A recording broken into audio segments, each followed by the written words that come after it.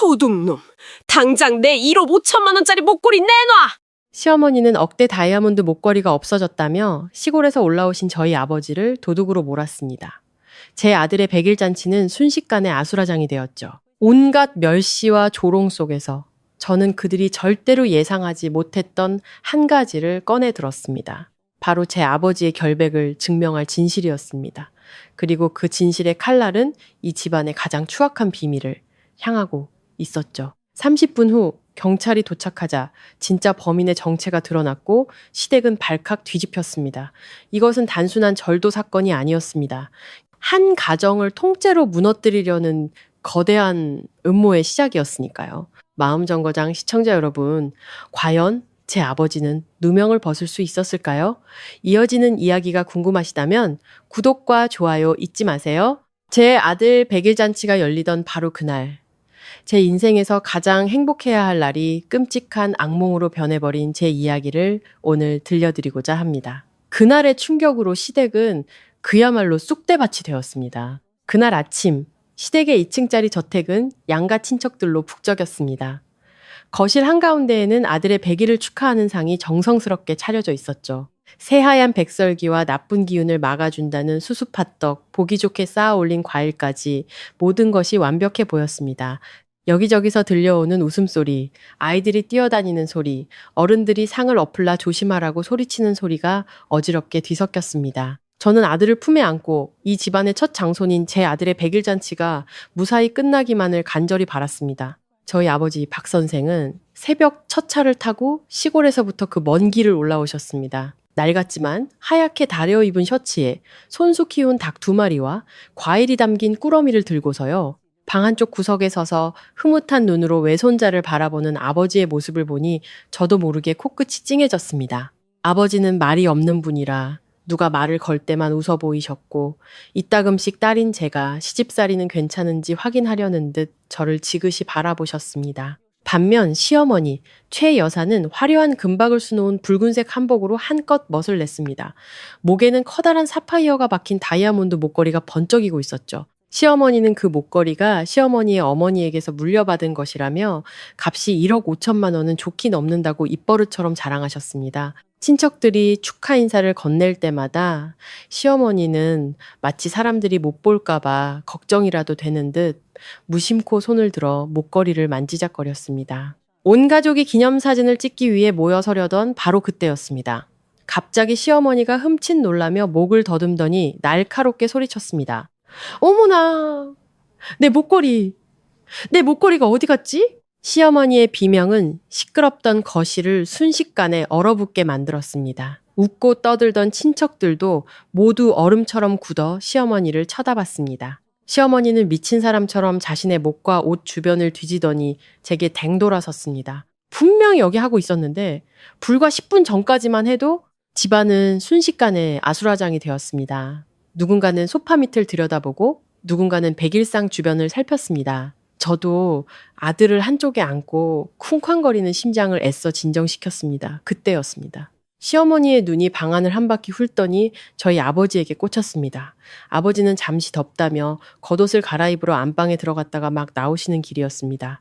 아버지가 무슨 일인지 영문도 모른 채 서 있는데 시어머니가 아버지에게 손가락질하며 소리쳤습니다. 여기 낯선 사람, 우리 식구 아닌 사람이 저 양반 말고 또 누가 있어. 그 말은 제 심장에 박힌 얼음 송곳 같았습니다. 공기는 차갑게 얼어붙었고 제 숨소리마저 선명하게 들리는 듯 했습니다. 아버지는 얼굴이 하얗게 질린 채 그 자리에 얼어붙었지만 이내 허리를 꼿꼿이 펴고 천천히 입을 열었습니다. 저는 남의 물건에 손댄 적 없습니다. 시어머니는 즉시 악을 썼습니다. 도둑놈이 뻔뻔하게 발뺌까지 해? 방금 내 방에서 나왔으면서. 친척들이 웅성거리기 시작했습니다. 어떤 사람은 의심의 눈초리로 아버지를 쳐다봤고 어떤 사람은 곤란한 일에 엮이기 싫다는 듯 제 눈을 피했습니다. 저는 아들의 100일 잔치 한가운데서 그저 망연자실할 뿐이었습니다.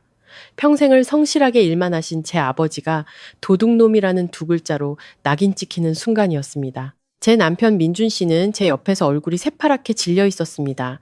그는 어머니와 장인을 번갈아 보며 어쩔 줄 몰라 하며 말했습니다. 어머니, 다시 한번 잘 찾아보세요. 어디 떨어뜨리셨을 수도 있잖아요. 시어머니는 아들에게 챈 돌아보며 소리쳤습니다. 너 지금 누굴 편드는 거야? 이 집에 저 양반 말고 외부인이 누가 있냐고. 아버지는 더 이상 변명하지 않으셨습니다. 그저 낮지만 분명한 목소리로 한마디 덧붙이셨을 뿐입니다. 필요하다면 제 몸을 뒤져보셔도 좋습니다. 그 말을 듣는 순간 제 심장은 터질 듯이 조여왔습니다. 예순을 바라보는 남자가 수많은 사람들 앞에서 스스로 몸수색을 당하겠다고 말해야 하는 것보다 더 비참한 일이 또 있을까요? 저는 아들을 요람에 내려놓고 거실 한가운데로 걸어 나갔습니다. 손은 떨렸지만 목소리는 떨리지 않았습니다. 저는 시어머니를 똑바로 쳐다보며 말했습니다. 어머님, 저희 아버지가 도둑이라고 하셨으니 경찰에 신고하시죠. 저도 이 일 명명백백히 밝히고 싶습니다. 집안이 발칵 뒤집혔습니다. 한 친척 아주머니가 제 팔을 끌며 속삭였습니다. 얘, 왜 일을 크게 만들어? 집안 망신이야. 하지만 저는 알고 있었습니다. 만약 오늘 제가 침묵한다면 도둑이라는 낙인은 평생 아버지를 따라다닐 거라는 걸요. 시어머니가 눈을 부라렸습니다. 네가 감히? 저는 시어머니의 눈을 피하지 않고 대답했습니다. 네, 감히요. 저는 제 아버지를 믿으니까요. 남편이 제 손을 잡으며 애원했습니다. 서연아, 제발. 오늘 좋은 날이잖아. 저는 남편의 손을 가만히 뿌리쳤습니다. 아버지가 이런 억울한 누명을 썼는데 이게 어떻게 좋은 날이에요. 저는 휴대폰을 들었습니다. 손이 너무 떨려 하마터면 떨어뜨릴 뻔했지만 끝내 번호를 눌렀습니다. 통화 연결음이 울릴 때마다 모든 사람의 시선이 제게 쏟아졌습니다. 고개를 젓는 사람, 한숨을 쉬는 사람, 마치 제가 잔치를 망친 주범이라도 되는 듯 저를 쳐다보는 사람도 있었습니다. 아버지는 저를 바라보고 계셨습니다. 걱정과 자랑스러움이 뒤섞인 눈빛으로요. 아버지는 아무 말 없이 마치 네가 옳다고 믿는 대로 하렴이라고 말하는 듯 조용히 고개를 끄덕여 주셨습니다. 저는 입술을 깨물고 수화기 너머의 또렷한 목소리로 말했습니다. 네, 지금 저희 집에서 절도 사건이 발생했고 억울하게 누명을 쓴 분이 계십니다. 경찰관 분들이 오셔서 사건을 기록해 주셨으면 합니다. 전화를 끊자 거실은 폭발할 것 같았습니다. 시어머니가 소리쳤습니다. 너 미쳤구나. 집안일에 경찰을 끌어들여? 저는 한 글자 한 글자 힘주어 대답했습니다. 아버지의 명예는 작은 일이 아닙니다. 혼란스러운 시선들 속에서 저는 미처 알지 못했습니다. 제 그 결정이 1억 5천만 원짜리 목걸이보다 몇 배는 더 끔찍한 비밀을 세상 밖으로 끌어낼 줄은요. 그때 제 머릿속에는 오직 아버지의 누명을 벗겨야 한다는 생각뿐이었습니다. 30분 뒤 무너져 내릴 사람이 제 아버지가 아니라 시댁 식구 전체가 될 거라고는 꿈에도 생각하지 못한 채 말입니다. 그 전화 한 통 이후 제 머릿속에는 도둑놈이라는 단어가 아버지의 명예에 날아든 따귀처럼 계속 맴돌았습니다. 하지만 현재의 이야기를 계속하기 전에 제가 왜 이 집안에 시집 오게 되었는지, 왜 그저 참고 견디면 모든 것이 괜찮아질 거라고 믿었었는지에 대해 먼저 말씀드려야 할 것 같습니다. 제 이름은 박서연입니다. 남편 민준 씨는 같은 회사에서 일하며 만났습니다. 민준 씨는 말주변이 좋거나 화려한 말을 할 줄 아는 남자는 아니었지만 성품이 온화하고 남의 부탁을 거절하는 법이 없었습니다. 연애할 때 저는 이렇게 착한 남자라면 아내에게도 잘할 거라고 생각했습니다. 그래서 그의 집안이 우리 집보다 훨씬 부유하다라는 것을 알면서도 청혼을 받아들였습니다. 시댁인 김 씨 집안은 꽤 규모가 있는 건자재 유통업체를 운영하고 있었습니다. 손님이 끊이지 않는, 소위 말하는 잘 나가는 집이었죠. 제가 며느리로 들어간 곳은 모든 것이 번쩍이는 그런 집이었습니다. 냉장고부터 소파까지 집안의 모든 물건은 주인의 권위를 보여주듯 제자리에 정돈되어 있었습니다. 처음 시댁에 발을 들인 날 저는 스스로에게 다짐했습니다. 예의 바르게 분수를 알고 살아야 한다고. 저는 며느리고 외부에서 들어온 사람이니까요. 시어머니 최 여사는 처음 만난 날부터 저를 위아래로 훑어보셨습니다. 굳이 말로 하지 않아도 그 눈빛이 무엇을 의미하는지 알 수 있었습니다. 마치 물건값을 매기듯 저를 뜯어보고 계셨죠. 시어머니는 저희 집이 뭘 하는지, 부모님은 어떤 분들인지, 땅은 있는지 등을 물었습니다. 저는 솔직하게 아버지는 건설 현장에서 일용직으로 일하시고 어머니는 시골집에서 텃밭을 가꾸신다고 말씀드렸습니다. 넉넉하진 않지만 평온한 삶이라고요. 시어머니는 비웃음 같은 웃음을 흘렸습니다. 그 소리는 크지 않았지만 그 안에 담긴 경멸을 느끼기엔 충분했습니다. 그 후로도 시어머니는 종종 농담인 척 제게 상처 주는 말을 던졌습니다. 제가 처음으로 저녁상을 차렸을 때 시어머니는 음식을 쓱 훑어보더니 가볍게 말했습니다. 어머, 손이 참 야무지네. 시골에서 일한 솜씨가 어디 가겠어. 모르는 사람이 들으면 칭찬이라고 생각할 수도 있겠지만 당사자인 제게는 시골 출신 며느리 일만 하던 애 라는 낙인을 찍는 것처럼 들렸습니다. 저는 대꾸하지 않고 그저 웃어 넘겼습니다. 성실하고 착하게 살면 언젠가는 인정받을 수 있을 거라고 스스로를 위로했습니다. 어느 시어머니나 다 까다로운 법이고 남편만 나를 사랑해주면 된다고 생각했죠. 하지만 민준 씨는 늘 갈등을 피하려는 사람이었습니다. 그는 제게 우리 엄마 원래 저러시니까 마음에 담아두지 말라고 속삭이곤 했습니다. 저는 그 말을 믿고 넘기려 했었습니다. 부부가 한 마음이면 시어머니와의 갈등도 언젠가는 해결될 거라고 믿었으니까요. 그 집에서 저를 가장 편안하게 해준 사람은 의외로 시아버지 김 회장이었습니다. 그는 말이 적고 키가 크며 목소리가 낮고 차분했습니다. 시아버지는 여자들 일에 잘 끼어들지 않았지만 시어머니가 제게 심한 말을 할 때면 가끔 여보 그만 좀 해. 서연이도 이제 우리 식구야. 남이 아니라고라며 으름장을 놓곤 했습니다. 그런 한마디가 저에게는 큰 위로와 보호막처럼 느껴졌습니다. 그래서 저는 이 집의 문제는 오직 시어머니뿐이라고 믿었습니다. 시아버지는 가정에 충실하고 품위 있는 가장이라고 생각했습니다.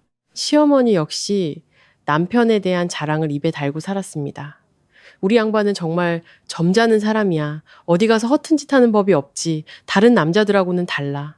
시어머니가 그렇게 말할 때마다 저는 조용히 듣고만 있었습니다. 저는 몰랐습니다. 사람들이 가장 크게 자랑하는 것이 가장 쉽게 부서질 수 있다는 것을요. 시간이 흐르면서 저는 조금씩 이상한 조각들을 발견하기 시작했습니다. 하루는 설거지를 하고 있는데 뒤뜰에서 시아버지가 통화하는 소리가 들렸습니다. 시아버지는 누가 들을까봐 아주 작은 목소리로 말하고 있었습니다. 목소리는 평소와 달리 이상할 정도로 낮고 부드러웠습니다. 친구나 사업 파트너와 통화하는 톤이 아니었습니다. 제가 밖으로 나가자 시아버지는 황급히 전화를 끊고 딴청을 부리며 물었습니다. 아가, 일 다 끝냈니? 저는 고개를 끄덕였지만 마음 한구석이 개운치 않았습니다. 제가 너무 예민한 거라고 자책하면서도요. 또 다른 날 시아버지는 새로 산 듯한 셔츠에 말끔하게 다린 바지 그리고 짙은 향수까지 뿌리고 외출 준비를 하셨습니다. 평소와는 전혀 다른 모습이었죠. 시아버지는 차키를 들고 시어머니에게 말했습니다. 오랜만에 옛 친구들 좀 만나고 오겠소. 시어머니는 활짝 웃으며 말했습니다. 잘 다녀오세요. 친구들도 만나고 해야죠. 우리 양반은 저렇게 모범적이라니까. 부엌에서 그 말을 듣는 저는 뭔가 이상하다고 느꼈습니다. 시아버지는 사람들과 어울리는 것을 즐기는 분이 아니었고 평소에는 편한 옷차림을 선호하셨으니까요. 왜 그날따라 파티에라도 가는 것처럼 꾸미셨을까요? 하지만 저는 이내 생각을 접었습니다. 저는 제 일과 시어머니의 눈치를 살피는 것만으로도 벅찼으니까요. 저희 아버지가 오실 때마다 아버지는 늘 겸손하고 예의 바르게 행동하셨습니다. 손에는 직접 키운 채소나 과일 같은 소박한 선물이 들려 있었죠. 아버지는 살갑게 구는 법은 모르셨지만 조용히 앉아 채소를 다듬거나 손주를 돌보는 등 묵묵히 제 몫을 하셨습니다. 시어머니는 저희 아버지를 탐탁지 않게 여겼지만 친척들 앞에서는 체면을 차렸습니다. 냉담하고 웃음이 적었지만 대놓고 무시하지는 않았습니다. 한 번은 아버지가 과일 바구니를 가져오셨는데 시어머니는 쳐다보지도 않고 무심하게 말했습니다. 네, 거기 두세요. 저는 아버지의 표정이 순간 굳어지는 것을 보았지만 아버지는 그저 온화하게 웃으며 아무렇지 않은 척 하셨습니다. 그때 저는 아버지가 너무 안쓰러웠지만 시어머니는 원래 저런 분이니 어쩔 수 없다고 생각했습니다. 그러다 제가 임신을 했습니다. 제 배가 불러오자 집안 분위기도 미묘하게 바뀌었습니다. 시어머니는 제게 관심을 보이기 시작했습니다. 하지만 그 관심은 저를 향한 것이 아니라 제 뱃속의 아이를 향한 것이었습니다. 시어머니는 초음파 검사 날짜를 묻고 의사가 뭐라고 했는지 성별은 무엇인지 캐물었습니다. 마치 자신만의 경사를 기다리는 사람처럼요. 그리고 제가 아들을 낳던 날 시어머니는 완전히 다른 사람으로 변했습니다. 온 동네에 자랑하고 다니셨죠. 우리 집안에 드디어 장손이 태어났어요. 시어머니는 100일 잔치 초대장을 일찌감치 돌리고 친척들을 최대한 많이 불렀으며 성대한 100일상을 주문했습니다. 손주에게는 온통 새 옷만 사입혔습니다. 반면 저에 대한 관심은 예전처럼 시들해졌습니다. 저는 그 모습을 보며 서운하면서도 한편으로는 기뻤습니다. 제가 아이를 낳는 도구처럼 느껴져 서운했지만 이제 시어머니가 손주에게 집중하며 저에 대한 간섭이 줄어들 거라 생각하니 기뻤습니다. 저는 정말로 장손이 태어났으니 모든 것이 순조로워질 거라고 믿었습니다. 조금만 더 노력하면 시어머니도 저를 예뻐해 주실 거고 이 집안도 저를 진짜 가족으로 받아들여 줄 거라고 스스로를 다독였습니다. 저는 전혀 알지 못했습니다. 풍족해 보이는 이 집안의 어둠 속에서 누군가 치밀한 계획을 준비하고 있었다는 것을요. 그 사람은 모든 친척이 모인 날 가장 기뻐야 할 그 순간을 노려 제 아버지의 명예를 제가 가족이라 불렀던 그 집 한가운데서 짓밟아버릴 치명적인 한 방을 준비하고 있었습니다. 아이를 낳은 후 저는 그저 제 본분을 다하며 아이를 잘 키우고 가정을 평화롭게 지키면 된다고 생각했습니다. 하지만 아들의 100일 잔치를 일주일 앞둔 무렵부터 집안에는 이상한 기운이 감돌기 시작했습니다. 그때는 그저 마음이 불편하다고만 느꼈지 그게 무엇을 의미하는지는 알지 못했습니다. 시어머니는 갑자기 다이아몬드 목걸이 이야기를 끊임없이 꺼내기 시작했습니다. 아주 의도적으로 모두가 들으라는 듯이 반복해서 말했죠. 설거지를 하면서도 손주를 안고서도 말했습니다. 이 목걸이는 내게 가장 소중한 거야. 우리 장손 100일 잔치에는 이렇게 귀한 걸 해야 집안 체면이 서지. 다른 사람들이 우리 집을 우습게 보지 못하게 말이야. 저는 그 말을 들을 때마다 숨이 막혔습니다. 분명 아이의 날인데 시어머니에게는 자신의 체면을 과시할 기회일 뿐이었습니다. 어느 날 오후 제가 아이를 재우고 있는데 대문 밖에서 시어머니가 이웃과 이야기하는 소리가 들렸습니다. 시어머니는 특유의 높고 날카로운 목소리로 웃으며 말했습니다. 와서 보세요.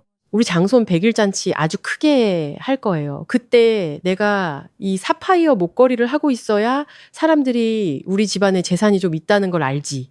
이웃이 몇 마디 칭찬을 건네자 시어머니는 더욱 의기양양해졌습니다. 마치 그 목걸이가 자신을 남들보다 우월한 존재로 만들어주는 것처럼요. 저는 원래 장신구에 관심이 없었지만 바로 그때 시아버지 김 회장의 이상한 반응을 목격했습니다.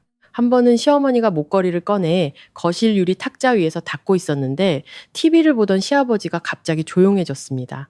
시아버지는 꽤 오랫동안 목걸이를 쳐다봤습니다. 그냥 훑어보는 것이 아니라 마치 무언가를 저울질하고 계산하는 듯한 눈빛이었습니다.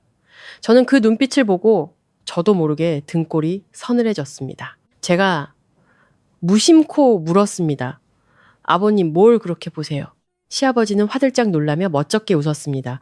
아, 저 사파이어가 참 예뻐서. 하지만 그의 말투는 부자연스러웠고 무언가 들키고 싶지 않은 것을 감추려는 사람 같았습니다. 100일 잔치 전날 밤 시댁은 준비로 분주했습니다. 저는 방에서 아이를 돌보다가 가끔 필요한 것을 가지러 밖으로 나왔습니다. 밤 10시쯤이었을까요? 2층 발코니에서 아주 작게 속삭이는 소리가 들렸습니다. 저는 시어머니가 친척에게 전화로 자랑하는 줄 알았는데 그 목소리는 시아버지의 것이었습니다. 시아버지는 발코니 구석에 몸을 숨긴 채 누가 들을까봐 입을 가리고 통화하고 있었습니다. 제가 물을 가지러 나가다가 우연히 그가 하는 말을 똑똑히 들었습니다. 며칠만 더 기다려줘. 오빠가 곧 해결할게. 그 한마디에 제 심장이 쿵 내려앉았습니다. 해결한다니 무엇을요? 돈 문제일까요? 아니면 다른 문제일까요? 그때 그의 목소리는 친구와 대화하는 톤이 아니었습니다. 훨씬 다정하고 낮았습니다. 마치 누군가를 달래고 약속하는 남자의 목소리였습니다. 저는 일부러 발소리를 크게 내어 제가 있다는 것을 알렸습니다. 시아버지는 즉시 전화를 끊고 아무렇지 않은 척 안으로 들어왔습니다. 그는 저를 보며 아주 자연스럽게 물었습니다. 아가, 아직 안 자고 있었니? 저는 네, 아기 물 좀 가지러요 라고 대답했습니다. 시아버지는 고개를 끄덕이고는 아무 말 없이 방으로 들어갔습니다. 그 순간부터 저는 이 집에 어떤 비밀이 기어다니고 있다는 것을 느꼈습니다. 단지 그 형체를 아직 보지 못했을 뿐이었죠. 100일 잔치 날 아침, 저는 아이가 보채는 바람에 일찍 일어났습니다. 아래층에서는 벌써 그릇 소리, 사람들 소리, 시어머니의 지시하는 소리로 소란스러웠습니다. 제가 아이를 안고 내려가니 시어머니는 한복을 갈아입으며 제게 아이에게 새 옷을 입히라고 잔소리를 하고 있었습니다. 제가 허둥대고 있을 때 시아버지가 시어머니 방으로 들어가는 것을 보았습니다. 꽤 오랫동안 머물렀습니다. 평소 시어머니는 남자가 왜 여자 방에 들어와라며 타박했기 때문에 그 시간에 시아버지가 방에 들어가는 것은 드문 일이었습니다. 그런데 그날은 문까지 닫았습니다. 제가 지나가다 보니 안에서 작게 말하는 소리가 들렸지만 내용은 알 수 없었습니다. 잠시 후 시아버지가 나왔는데 표정이 약간 굳어 있었습니다. 제가 묻기도 전에 시아버지가 말했습니다. 밖에 나가서 뭐 좀 사와야겠네. 그리고는 서둘러 나가셨습니다. 저는 그 뒷모습을 보며 이상하다고 생각했습니다. 이미 모든 준비가 끝났는데 시아버지가 직접 사러 나가야 할 것이 뭐가 있을까요? 시어머니는 묻지도 않고 손님 맞이에만 여념이 없었습니다. 남편 민준 씨도 테이블을 나르고 짐을 옮기느라 정신이 없었죠. 그 시간에 시아버지가 집을 나선 것을 아무도 신경 쓰지 않았습니다. 1시간쯤 지났을까요? 시아버지가 돌아왔습니다. 그날은 덥지도 않고 바람도 불었는데 시아버지의 이마에는 땀이 송골송골 맺혀 있었고 셔츠 깃도 축축했습니다. 그는 집에 들어서자마자 누가 자신을 보는지 확인하려는 듯 주위를 한번 휙 둘러봤습니다. 제가 아이를 안고 근처에 서 있다가 무심코 물었습니다. 아버님 힘드세요? 시아버지는 저를 보고 어색하게 웃었습니다. 잠깐 뛰어다녔더니 그리고는 제 눈을 피하며 안으로 쏙 들어가 버렸습니다. 저는 의심 많은 사람이 아니지만 그 모든 조각들이 머릿속에서 불길하게 맞춰지고 있었습니다. 저는 시아버지가 무언가를 숨기고 있고 그 일이 시어머니가 보물처럼 자랑하는 그 목걸이와 관련이 있을 거라고 느꼈습니다. 하지만 확실한 증거가 없었기에 그저 제가 너무 예민한 거라고 스스로를 다독였습니다. 집안이 분주하게 돌아가는 동안 저희 아버지는 거실에서 손주를 안고 조용히 달래주고 계셨습니다. 아버지는 집안을 돌아다니지도 시어머니 방 근처에는 얼씬도 하지 않으셨습니다. 아버지는 남의 집에 가면 안방 근처에는 가지 않는 조심스러운 분입니다. 하물며 멋대로 남의 방에 들어갈 리가 없죠. 저는 아버지의 성품을 알기에 아버지가 누명을 썼을 때 더욱 분노했던 겁니다. 그리고 모든 것은 마치 짜인 각본처럼 터져 나왔습니다. 시어머니가 목걸이를 잃어버렸다고 소리쳤을 때 시어머니는 즉시 단정지었습니다. 여기 외부인은 박서방님 아버님밖에 없어. 그 말투는 의심이 아니라 확신에 찬 단죄였습니다.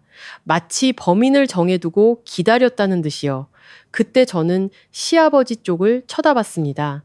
시아버지가 나서서 아버지를 변호해 주기를 최소한 아직 확실하지 않으니 기다려보자라고 말해주기를 바랐습니다. 하지만 시아버지는 그저 차가운 얼굴로 가만히 서 있었습니다. 그의 눈빛은 이상했습니다. 편들지도 반대하지도 않았습니다. 그는 저와 눈이 마주치자 황급히 고개를 돌렸습니다. 바로 그 회피하는 눈빛 때문에 제 심장은 무겁게 가라앉았습니다. 저는 무언가 잘못되었다는 것을 단순히 물건을 잃어버린 것이 아니라는 것을 직감했습니다. 하지만 그 순간에는 더 깊이 생각할 겨를이 없었습니다. 제가 아는 것은 단 하나. 만약 제가 이 일을 끝까지 파헤치지 않는다면 제 아버지의 명예는 외손자의 100일 잔치날 제가 한때 가족이라 부르려 애썼던 그 집에서 짓밟히고 말 거라는 사실뿐이었습니다. 제가 전화를 끊자마자 시어머니가 폭발했습니다. 최 여사는 손으로 테이블을 세게 내리쳤고 그 소리에 백일상까지 흔들렸습니다. 시어머니는 제 얼굴에 대고 손가락질하며 소리쳤습니다. 너 미쳤니, 박서연? 장손 100일 잔치에 경찰을 불러? 이 집안을 동네 망신거리로 만들 작정이야? 제가 대답하기도 전에 시어머니는 친척들을 향해 돌아섰습니다. 여러분, 좀 보세요. 며느리가 어떻게 이럴 수가 있어요? 저는 그 자리에 서서 전화기를 쥔 손을 떨면서도 이를 악물고 평정심을 유지했습니다. 지금 제가 약한 모습을 보이면 저들은 더욱 기세등등하게 아버지를 몰아붙일 거라는 걸 알았기 때문입니다. 저는 느리지만 분명하게 말했습니다. 일을 크게 만들고 싶지 않았어요. 하지만 어머님께서 방금 여러 사람 앞에서 저희 아버지를 도둑이라고 부르셨잖아요. 그게 바로 일을 크게 만드는 거예요. 시어머니가 눈을 부라렸습니다. 내 아비가 훔치지 않았다면 뭐가 무서워서 이래. 저는 시어머니를 똑바로 쳐다보며 대답했습니다. 훔치지 않았기 때문에 두렵지 않은 겁니다. 그 말에 분위기는 더욱 험악해졌습니다. 친척들은 웅성거리기 시작했습니다. 문가에 앉아있던 한 분이 옆 사람 팔을 끌며 속삭이는 소리가 들렸습니다. 어렴풋이 들리는 말만으로도 그들이 아버지를 의심하고 있다는 것을 알 수 있었습니다. 그들의 눈빛은 더 이상 손님을 대하는 눈빛이 아니었습니다. 죄인을 심판하는 듯한 눈빛이었죠. 저는 목이 메어왔습니다. 아버지는 여전히 의자에 허리를 꼿꼿이 세우고 앉아 계셨습니다. 두 손은 무릎 위에 놓여 있었고 얼굴은 슬픔과 강인함이 뒤섞여 있었습니다. 남편 민준 씨가 저를 계단 옆 구석으로 끌고 갔습니다. 그는 겁에 질린 목소리로 속삭였습니다. 서연아, 제발 그만해. 우리가 먼저 찾아보자. 경찰까지 오면은 집안 망신이야. 저는 남편을 돌아봤습니다. 속에서 불이 치밀어 오르는 것 같았습니다.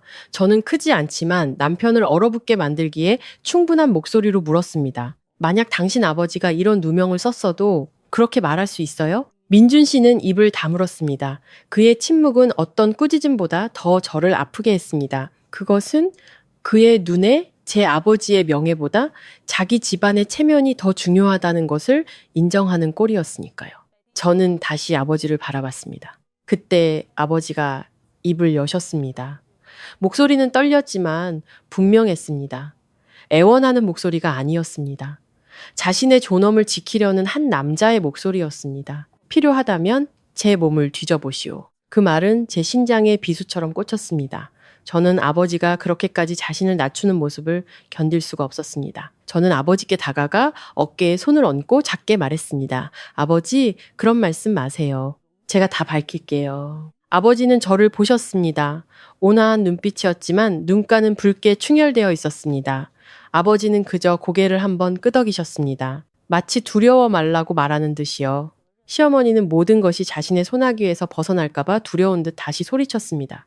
뒤져! 당장 뒤져봐! 아무것도 안 나오면 사과하면 될 거 아냐. 하지만 뭐라도 나오면 나 원망하지 마. 저는 그 말을 듣고 온몸이 차가워졌습니다. 시어머니에게 아버지의 명예는 그저 친척들 앞에서 내기할 수 있는 가벼운 물건에 불과했습니다. 바로 그때 시아버지 김 회장이 입을 열었습니다. 그는 거실 한가운데 서서 낮지만 누구의 편도 들지 않는 애매한 목소리로 말했습니다. 그만들 해. 시끄럽게 굴지 말고 다시 한번 잘 찾아보자고. 저는 시아버지를 쳐다봤습니다. 며느리가 된 이래 처음으로 시아버지가 제 눈을 피하는 것을 보았습니다. 그는 저를 똑바로 보지 못하고 바닥이나 다른 곳을 쳐다봤습니다. 마치 제 눈빛이 무언가를 폭로하기라도 할 것처럼요. 등골을 타고 차가운 기운이 흘렀습니다. 평범한 남자라면 장인이 억울한 누명을 썼을 때 최소한 결론이 날 때까지 기다려보자 라고 말했을 겁니다. 하지만 시아버지는 그저 시끄럽게 굴지 마라고만 했습니다. 그 말은 진실을 찾으려는 것이 아니라 사건을 덮으려는 사람의 말처럼 들렸습니다. 시어머니는 즉시 그 말을 물고 늘어졌습니다. 거봐, 우리 양반도 저렇게 말하잖아. 이 집안 체면이 얼마나 중요한데. 저는 시어머니에게 돌아섰습니다. 제 목소리는 얼음장처럼 차가워졌습니다. 체면은 남을 짓밟으면서 세우는 게 아니에요. 최 여사는 고개를 팍 돌렸습니다. 잘났어 정말. 경찰 오면 네가 다 알아서 해. 20분쯤 지났을까요? 대문 앞에서 차가 멈추는 소리가 들렸습니다. 심장이 거세게 뛰었습니다. 경찰관 2명이 엄숙한 표정으로 들어서자 집안은 절간처럼 조용해졌습니다. 웅성거리던 소리는 바섰고 윙윙거리는 선풍기 소리와 구석에서 울던 아이가 울음을 그치는 소리만 들렸습니다. 경찰이 간단히 상황을 물었고 저는 짧게 설명했습니다. 시어머니께서 목걸이를 잃어버렸다고 하셨고 저희 아버지를 범인으로 지목하셨습니다. 억울한 누명을 벗기 위해 신고했습니다. 시어머니가 즉시 끼어들었습니다. 1억 5천만 원짜리예요. 아침 내내 하고 있다가 방금 없어졌다고요. 이 집안에서. 경찰은 모두에게 조용히 해달라고 요청한 뒤 목걸이가 없어진 시간대를 특정해달라고 했습니다. 분위기는 활시위처럼 팽팽했습니다. 모두가 숨을 죽였습니다. 저는 아버지를 보았습니다. 아버지는 태연한 척했지만 손을 꽉 쥐고 계셨습니다. 남편은 제 뒤에서 안절부절 못했고 시어머니는 내가 옳다는 듯 팔짱을 끼고 있었습니다. 시아버지는 이상할 정도로 조용했습니다. 그는 몇 걸음 걷다가 멈추기를 반복했습니다. 마치 목걸이가 아니라 다른 무언가 때문에 초조한 사람처럼요. 경찰은 고가의 재산이고 분쟁이 있는 만큼 집안의 CCTV를 확인하겠다고 제안했습니다. 시어머니는 처음에는 반대하려 했지만 친척들의 시선을 의식했는지 마지못해 동의했습니다. 민준 씨가 CCTV 시스템과 연결된 휴대폰을 가지러 달려갔습니다. 화면이 켜지자 모두의 시선이 화면에 집중되었습니다. 그리고 바로 그때 저조차도 등골이 오싹해지는 장면이 나타났습니다. 시어머니 침실 앞 복도를 비추는 카메라의 영상이 한동안 꺼져 있었습니다. 화면이 흐리거나 지지직거리는 게 아니라 아예 새까만 화면이었습니다. 경찰이 날카롭게 물었습니다. 이 구간은 왜 영상이 없습니까? 민준 씨가 더듬거렸습니다. 아마 기술적인 오류 같습니다. 하지만 저는 알고 있었습니다. 이 집의 카메라는 단 한 번도 고장 난 적이 없었습니다. 하필이면 이렇게 모든 사람이 모인 100일 잔치 날에요. 저는 화면 앞에 서서 귀가 웅웅거리는 것을 느꼈습니다. 저는 이 일이 단순히 물건을 잃어버린 것이 아님을 분명히 깨달았습니다. 만약 그냥 떨어뜨린 것이라면 왜 하필 그 시간에 카메라가 꺼져 있었을까요? 만약 단순한 실수였다면 왜 시어머니는 처음부터 아버지를 범인으로 단정했을까요? 그리고 만약 모든 것이 우연이었다면 왜 시아버지는 시끄럽게 굴지 말라고 말하며 제 눈을 피했을까요? 저는 입 밖으로 내뱉진 않았지만 확신할 수 있었습니다. 누군가 무대를 꾸몄고 저희 아버지는 그들이 꾸민 무대 위에서 범인 역할을 맡도록 떠밀렸을 뿐이라는 것을요. 경찰은 꺼진 카메라 영상을 보더니 단호하게 말했습니다. 지금부터 모두 제자리에 계십시오. 함부로 돌아다니지 마십시오. 저희가 각 방과 구역을 확인할 겁니다. 관련자분들은 소란 피우지 마시고 협조해 주시기 바랍니다. 그 말이 떨어지자 집안의 공기는 더욱 무겁게 가라앉았습니다. 조금 전까지 들리던 웃음소리는 온데간데 없고 서로 눈치를 보는 시선과 한숨, 그리고 원치 않는 일에 휘말린 친척들의 어색함만이 남았습니다. 시어머니는 경찰의 의심이 다른 사람에게 향할까봐 두려운 듯 즉시 목소리를 높였습니다. 제가 분명히 말하는데 저는 저 박 선생이 제일 의심스러워요. 시어머니는 아버지를 향해 손가락질하며 확신에 찬 목소리로 말했습니다.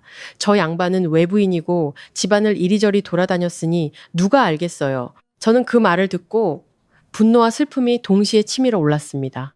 아버지는 그 자리에 앉아 허리는 꼿꼿했지만 얼굴은 분노로 붉어져 있었습니다. 아버지는 여자와 말싸움을 하거나 욕을 하는 분이 아니었습니다. 그저 한마디 하셨을 뿐인데 그 한마디에 방 안의 모든 사람이 침묵했습니다. 내 명예가 1억 5천만 원보다 못하단 말이요? 그 말은 제 가슴에 망치질을 하는 것 같았습니다.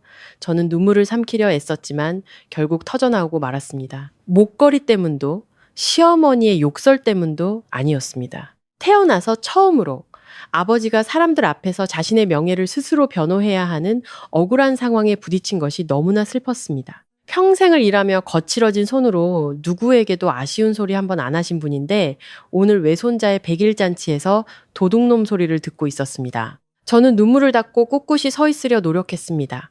남편 민준 씨는 저를 보며 눈빛이 흔들렸지만 이내 시선을 돌렸습니다. 마치 어느 편에 서야 할지 결정하기 두려운 사람처럼요. 시아버지 김 회장은 여전히 무서울 정도로 침묵을 지키고 있었습니다. 그는 와인 장식장 옆에 서서 두 손을 주머니에 찔러 넣고 바닥만 내려다보고 있었습니다. 그의 침묵은 더 이상 제가 알던 점잖음이 아니었습니다. 무언가를 억누르고 회피하는 듯한 침묵이었습니다. 저는 시아버지를 보며 막연한 느낌을 받았습니다.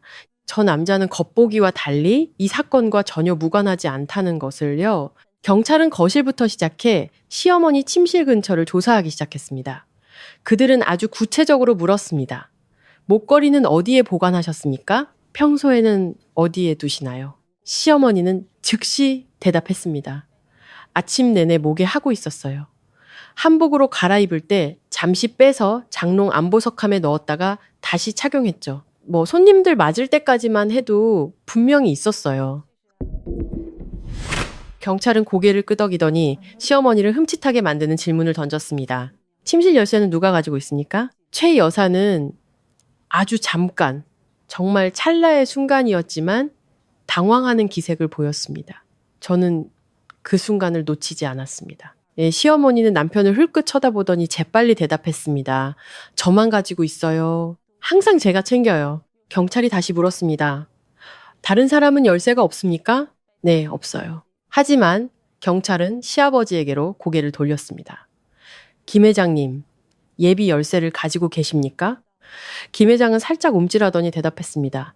집사람이 잊어버릴 때를 대비해서 하나 가지고 있소. 시어머니가 즉시 날카롭게 받아쳤습니다.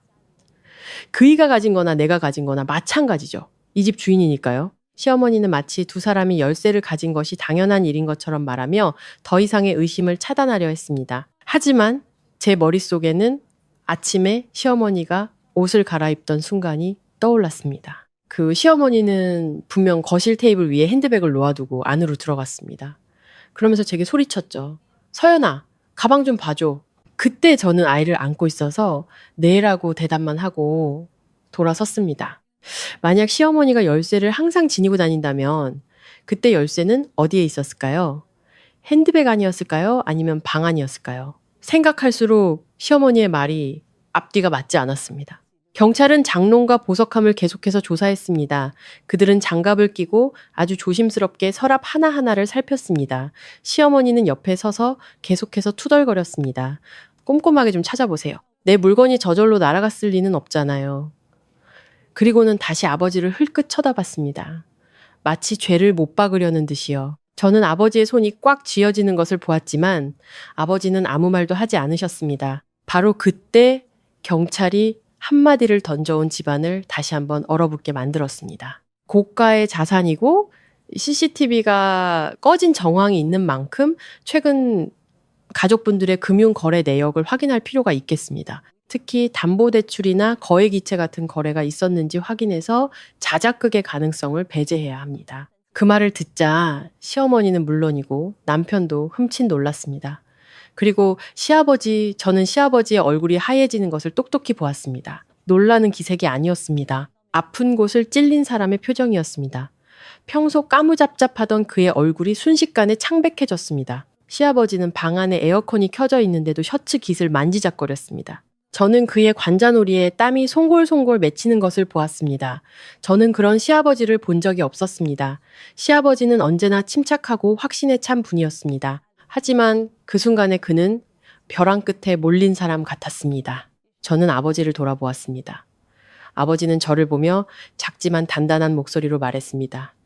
딸아, 두려워 마라. 나무가 고드니 그림자가 휠 리 없다. 그 한마디에 저는 정신이 번쩍 드는 것 같았습니다. 저는 깊게 숨을 들이마시고 눈물을 닦고 고개를 끄덕였습니다. 아버지가 저를 안심시키려 하셨지만 사실은 이 굴욕적인 상황 속에서 스스로를 다잡고 계셨다는 것을 알았습니다.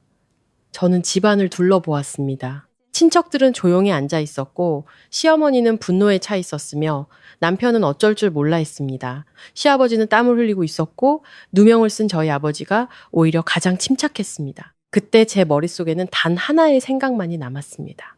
이 집을 발칵 뒤집어서라도 누구의 체면이 깎이더라도 반드시 아버지의 명예를 되찾아야 한다. 만약 오늘 제가 물러선다면 내일 그리고 그 후로도 아버지는 사돈댁 물건에 손댄 사람으로 기억될 테니까요. 그 치욕은 몇 마디 사과로 씻을 수 있는 것이 아니었습니다. 저는 그때까지 알지 못했습니다. 목걸이 분실 사건 뒤에 숨겨진 비밀은 단순한 누명 사건이 아니었습니다. 그것은 온 김씨 집안을 망신뿐만 아니라 누구도 손쓸 수 없을 정도로 발칵 뒤집어 놓을 추악하고 죄악으로 가득 찬 관계를 끌어낼 것이라는 사실을요.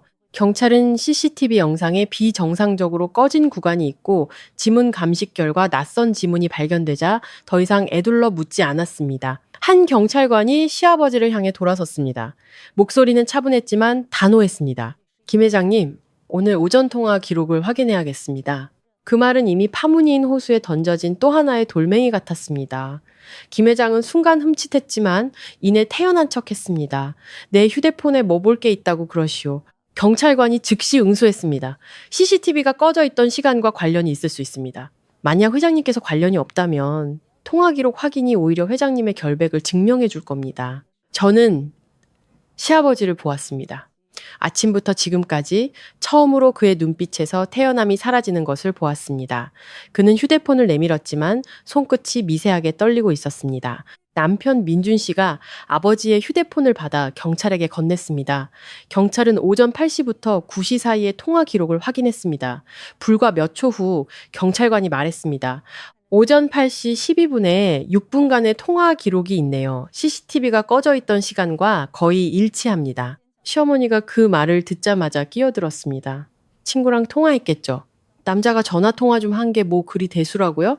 경찰은 반응하지 않고 계속해서 물었습니다.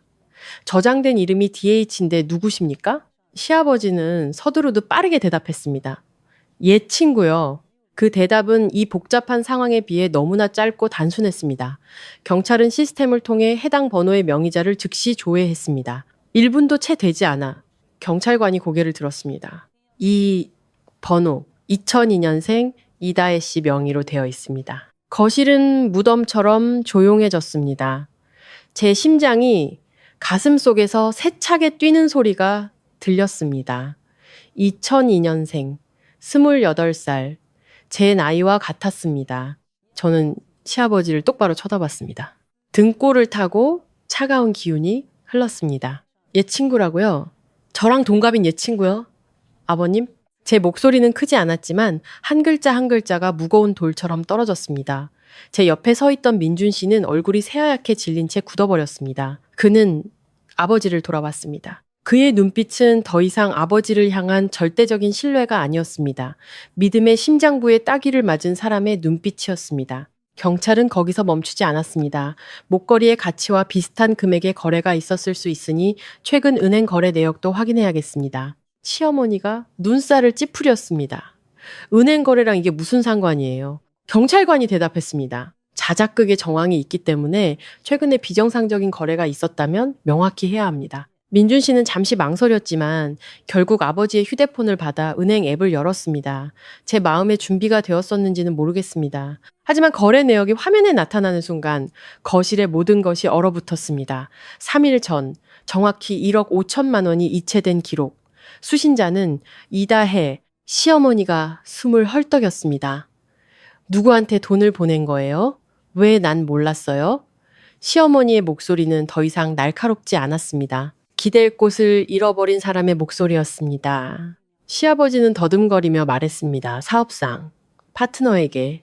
하지만 경찰이 말을 잘랐습니다. 그렇다면 왜 목걸이 가격과 정확히 일치합니까? 1억 5천만 원, 단 1원도 틀리지 않습니다. 거실은 숨소리 하나 들리지 않을 정도로 고요했습니다. 친척들조차 감히 숨을 크게 쉬지 못했습니다. 저는 아버지를 보았습니다. 아버지는 그 자리에 앉아 안타까운 눈빛으로 상황을 지켜보고 계셨습니다. 하지만 처음처럼 긴장하지는 않으셨습니다. 아버지는 이야기의 흐름이 바뀌고 있다는 것을 알고 계셨습니다. 저는 마음속에서 고통과 분노가 동시에 치밀어 올랐습니다. 이 집안에서 가장 점잖다고 생각했던 사람이 이런 큰 비밀을 숨기고 있었다는 사실에 고통스러웠고 그 비밀을 덮기 위해 저희 아버지를 방패막이로 삼았다는 사실에 분노했습니다. 민준 씨가 한 걸음 앞으로 나섰습니다. 그의 목소리는 갈라져 있었습니다. 아버지, 누구한테 돈을 보내신 거예요? 말씀 좀 해보세요. 시아버지는 아들을 쳐다보지 못하고 작게 말했습니다. 말했잖니, 사업 문제라고. 하지만 그의 눈은 더 이상 방 안에 누구도 마주치지 못했습니다. 경찰이 단도직입적으로 말했습니다. 이다혜 씨를 불러서 조사를 진행하겠습니다. 만약 관련이 없다면 본인이 직접 증명할 수 있겠죠. 그 순간 시아버지가 벌떡 일어섰습니다. 그는 날카롭게 소리쳤습니다. 그럴 필요 없소! 이건 우리 집안일이요! 그 말은 거실 한가운데를 가로지르는 칼날 같았습니다. 시어머니는 남편에게 쭉 돌아섰습니다. 집안일? 저 젊은 애한테 돈 보낸 게 집안일이라고요? 시어머니는 거의 절규하듯 소리쳤습니다. 민준 씨는 아버지를 보며 분노와 실망이 뒤섞인 눈으로 물었습니다. 아버지, 대체 뭘 숨기시는 거예요? 경찰이 더 말하지 않아도 저는 알 수 있었습니다. 만약 정말 옛 친구고 사업 파트너라면 경찰서에 불러 조사하겠다는 말에 저렇게 격렬하게 반응할 리가 없습니다. 이건 우리 집안일이라는 그 말은 이것이 단순한 목걸이 분실 사건이 아니라 더 크고 추악한 비밀이라는 것을 스스로 인정한 셈이었습니다. 시어머니는 몇 걸음 뒤로 물러서며 의자 팔걸이를 붙잡았습니다. 목소리가 떨렸습니다. 여보, 말해줘요. 내가 생각하는 그런 거 아니라고 말해줘요. 하지만 시아버지는 침묵했습니다. 그의 침묵은 그 어떤 고백보다 더 끔찍했습니다.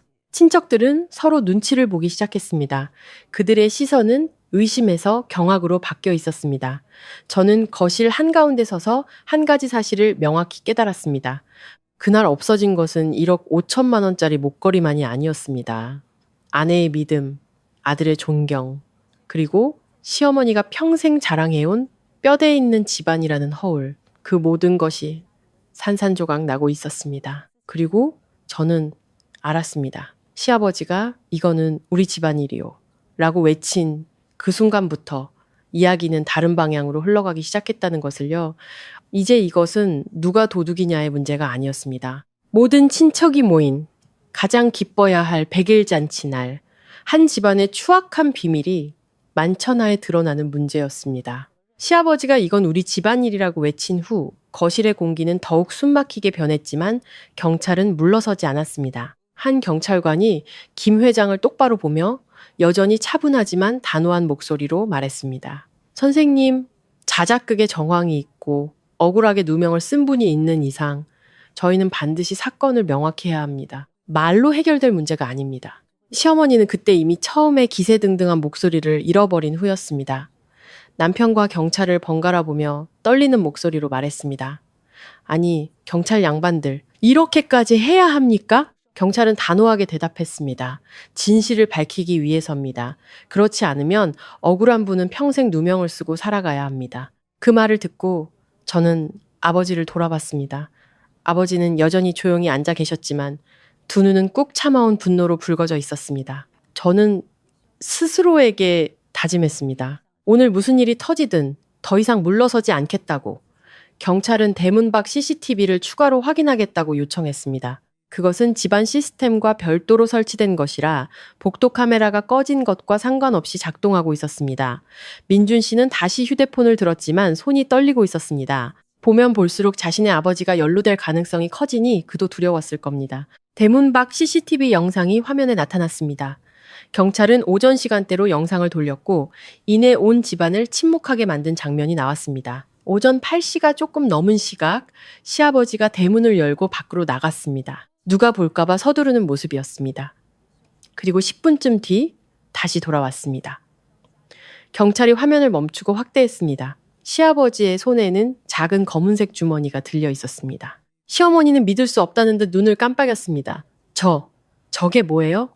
민준 씨는 화면을 뚫어져라 쳐다봤고 얼굴이 굳어 있었습니다. 저는 등골이 오싹해졌습니다. 아침에 시아버지가 뭐 좀 사온다며 나갔던 기억이 생생하게 떠올랐기 때문입니다. 경찰이 김 회장에게 직접 물었습니다. 오전 8시경에 이 주머니를 들고 외출하셨는데 안에 무엇이 들어 있었습니까? 시아버지는 마른 침을 삼키며 애써 침착하게 대답했습니다. 약국에 가서 약을 좀 사왔소. 시어머니는 마치 지푸라기라도 잡는 심정으로 그 말에 매달렸습니다. 거봐요. 저 양반이 나 먹을 약 사러 갔다 온 거라니까요. 괜한 상상하지 마세요. 하지만 경찰은 고개를 젓고 화면을 가리키며 말했습니다. 약을 사셨다면 약국 봉투나 영수증이 있었을 겁니다.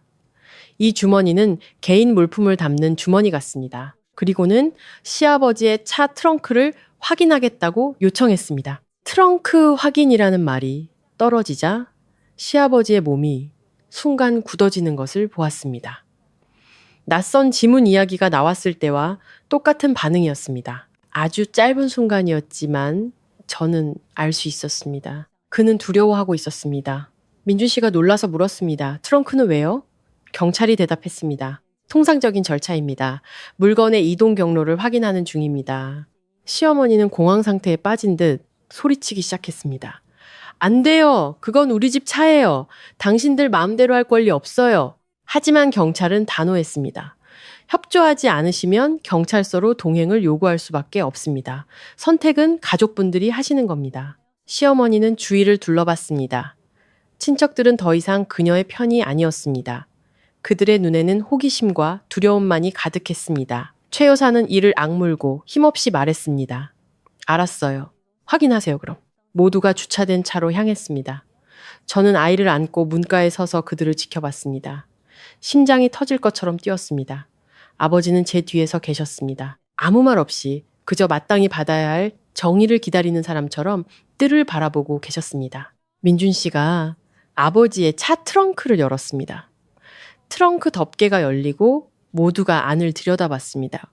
목걸이는 없었습니다. 시어머니가 안도의 한숨을 내쉬려는 순간 한 경찰관이 몸을 숙여 트렁크 구석에 끼워져 있던 얇은 종이 봉투를 꺼내 들었습니다. 그는 봉투에서 종이를 꺼내 쓱 훑어보더니 높이 들어 올렸습니다. 전당포 영수증입니다. 전당포라는 두 글자를 듣는 순간 저는 다리에 힘이 풀리는 것 같았습니다. 시어머니가 비명을 질렀습니다. 뭐라고요? 경찰은 또렷하게 읽어 내려갔습니다. 어제 날짜로 담보가치 1억 5천만 원. 그리고 아래 서명란에 서명인 김판석. 저는 다리가 후들거렸습니다. 민준 씨는 그 자리에 못 박힌 듯 서서 입만 벌린 채 아무 말도 하지 못했습니다. 뒤에 있던 친척들은 어머나 하고 소리를 지르더니 이내 입을 다물었습니다. 모두가 이것이 돌이킬 수 없는 순간이라는 것을 깨달았기 때문입니다. 시어머니는 비틀거리며 다가가 영수증을 낚아챘습니다. 마치 찢어 없애버리고 싶다는 듯이 노려봤습니다. 그리고 남편에게 참 돌아서며 갈라진 목소리로 소리쳤습니다. 말해봐요. 이게 오해라고 말해줘요. 설명 좀 해보란 말이에요. 하지만 시아버지는 그저 서 있을 뿐이었습니다. 얼굴은 창백했고 이마에는 땀이 흥건했습니다.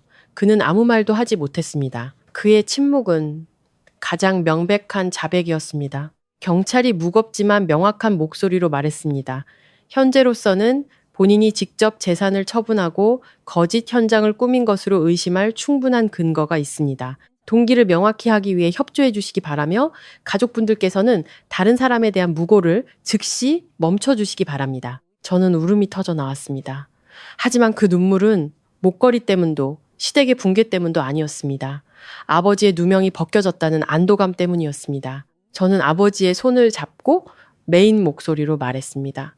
아버지, 이런 수모를 겪게 해드려서 죄송해요. 아버지는 저를 보며 지친 눈빛으로 가볍게 말했습니다. 진실은 언젠가 드러나는 법이다. 바로 그때 시어머니가 이성을 잃었습니다. 그녀는 시아버지에게 달려들어 모든 사람이 보는 앞에서 뺨을 세차게 내리쳤습니다. 짝하는 소리가 마당에 날카롭게 울려 퍼졌습니다. 시어머니는 눈물을 쏟아내며 울부짖었습니다. 어떤 년한테 돈을 갖다 바친 거야. 말해. 당신이 그러고도 사람이야? 내 며느리 아버지한테 도둑 누명을 씌워? 시아버지는 비틀거리며 뺨을 감쌌습니다. 고개를 푹 숙인 채 아무 말도 하지 못했습니다. 민준 씨는 충격과 굴욕감에 어쩔 줄 몰라 했습니다. 마치 자신의 세상이 무너져 내린 것 같았습니다. 그리고 저는 아들을 더 꽉 껴안았습니다. 그 따기 소리가 울려 퍼지는 순간 김씨 집안은 공식적으로 산산조각 났다는 것을, 그리고 그 균열은 다시는 예전으로 돌아갈 수 없다는 것을 깨달았습니다. 시아버지의 뺨을 때리는 소리가 댁자 집 앞마당은 죽음과 같은 침묵에 휩싸였습니다. 친척들은 어쩔 줄 몰라 하며 어떤 이는 민망함에 고개를 돌렸고 어떤 이는 입만 벌린 채 말을 잇지 못했습니다. 시아버지는 땅에 뿌리 박힌 듯 서서 뺨을 감싼 채 고개를 숙이고 있었습니다. 경찰이 침착하지만 엄한 목소리로 말했습니다. 김 회장님, 동기를 명확히 말씀해 주셔야 합니다. 현재 허위 현장을 조성하고 타인을 무고한 혐의가 있습니다. 시어머니는 여전히 떨고 있었지만 먼저 소리쳤습니다. 말해봐요! 그 돈으로 뭘 했냐고! 감히 며느리 아버지한테 죄를 뒤집어 씌우고 당신이 그러고도 사람이야? 시아버지는 마른 침을 삼키며 몇 번이나 입술을 달싹였습니다. 민준 씨는 굴욕감과 분노로 얼굴이 붉게 달아올라 있었습니다. 그의 목소리는 쉬어 있었습니다. 아버지, 말씀 좀 해보세요. 제가 앞으로 아내의 얼굴을 어떻게 보라고 이러세요? 저는 남편을 보며 가슴이 미어졌습니다. 그의 믿음이 산산조각 나는 순간이었고 이 가정은 제 눈앞에서 무너져 내리고 있었습니다. 마침내 시아버지가 입을 열었습니다. 목소리는 낮고 갈라져 있었습니다. 급하게. 돈이 필요했소. 시어머니가 비웃었습니다. 돈이 급해? 이 집에 돈이 부족했던 적이 있기나 했어요? 김 회장은 눈을 질끈 감았습니다. 마치 스스로를 벽으로 밀어넣는 사람처럼요. 다혜가 힘든 일이 생겨서 다혜라는 이름을 듣는 순간 등골이 서늘해졌습니다. 저는 한 걸음 앞으로 나서서 시아버지를 똑바로 쳐다봤습니다. 무슨 힘든 일이기에 온 가족의 명예를 팔아야 했나요? 무슨 힘든 일이기에 저희 아버지께 누명을 씌우는 연극까지 하셨어요? 제 질문은 비수와 같았습니다. 시아버지는 입술을 떨며 막다른 길에 몰린 사람처럼 울먹이며 말했습니다. 다혜가 임신을 했다고 했소. 마당에 있던 모든 사람이 벼락을 맞은 듯 굳었습니다. 시어머니는 입을 떡 벌리더니 이내 숨막히는 울음을 터뜨렸습니다. 민준 씨는 폭발했습니다. 그는 충격에 목소리가 갈라진 채 소리쳤습니다. 아버지, 제정신이세요? 그 여자는 제 아내랑 동갑이에요.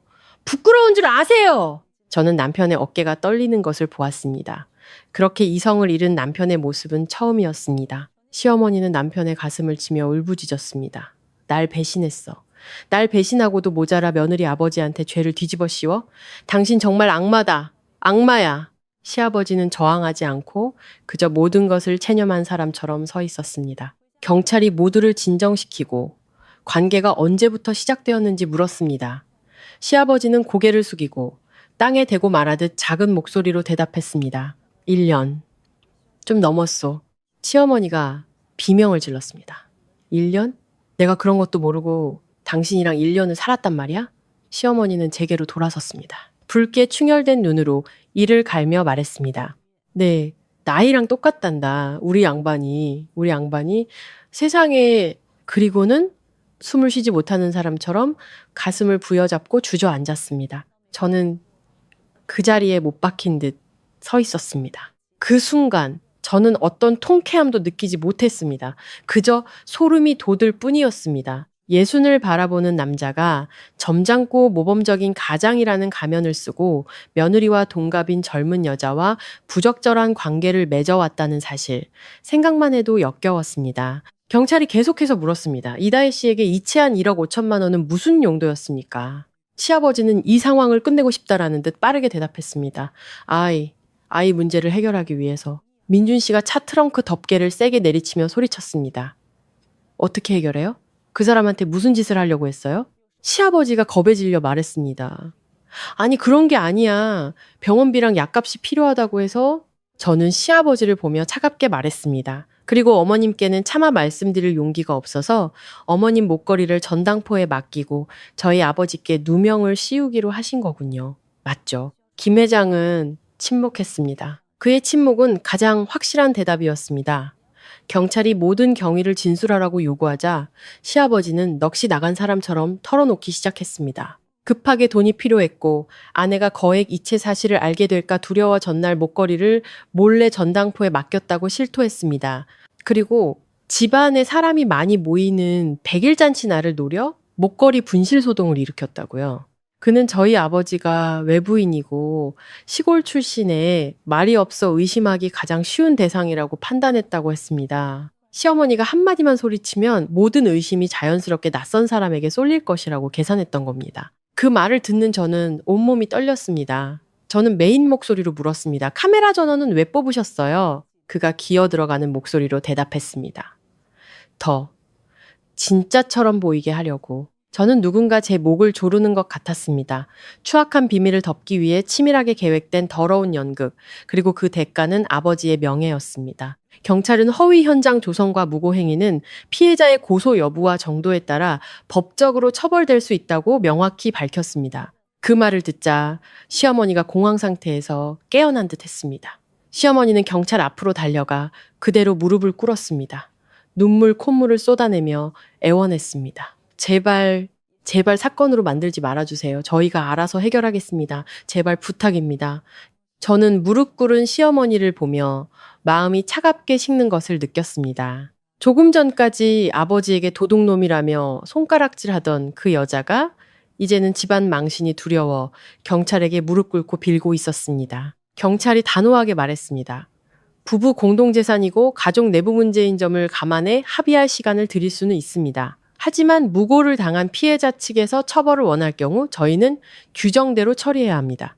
최 여사는 저를 돌아봤습니다. 그녀의 눈에는 애원이 가득했습니다. 서연아, 네가 좀 말해다오. 일을 크게 만들지 말자. 저는 시어머니를 보았습니다. 마음속에서 이상한 감정이 솟아났습니다. 동정심도 분노도 아니었습니다. 냉철한 현실 인식이었습니다. 저는 이 비극이 아직 끝나지 않았다는 것을 알았습니다. 이것은 목걸이 분실 사건에서 붕괴와 굴욕, 그리고 이제부터 이 집안의 누구도 외면할 수 없는 끔찍한 후폭풍으로 번져나갔을 뿐입니다. 그날 이후 경찰은 사건을 자작극 및 무고 혐의가 있는 사건으로 잠정 기록했습니다. 처벌 여부는 피해자의 의사에 따르기로 했죠. 시어머니가 무릎 꿇고 빌고 친척들이 굴욕적인 분위기 속에서 뿔뿔이 흩어졌기 때문에 사건은 일단 내부 해결로 마무리되는 듯 했습니다. 하지만 그것은 표면적인 봉합일 뿐이었습니다. 이 집안의 내부는 더 이상 서로를 예전처럼 바라볼 수 없을 정도로 산산조각 났습니다. 며칠 동안 시댁은 초상집 같았습니다. 시어머니는 더 이상 저를 구박하거나 기저귀 문제로 트집 잡지 않았습니다. 그저 멍하니 앉아 있었고 얼굴은 판숙해졌습니다. 밤마다 잠을 설치고 작은 소리에도 화들짝 놀랐습니다. 제가 시어머니 방을 지나갈 때면 가슴을 부여잡고 망신이야. 너무 망신스러워라고 중얼거리는 소리를 여러 번 들었습니다. 시어머니는 이웃이 알까봐, 친척들이 이 일을 입에 올릴까봐 두려워했습니다. 젊은 여자에게 빠져 집안 망신시킨 남편을 둔 여자라는 꼬리표가 평생 따라다닐까봐 전전긍긍했습니다. 한 번은 제게 끊어지는 목소리로 원망하듯 말했습니다. 네가 경찰만 안 불렀어도 아무도 몰랐을 텐데. 저는 대꾸하지 않고 그저 시어머니를 똑바로 쳐다봤습니다.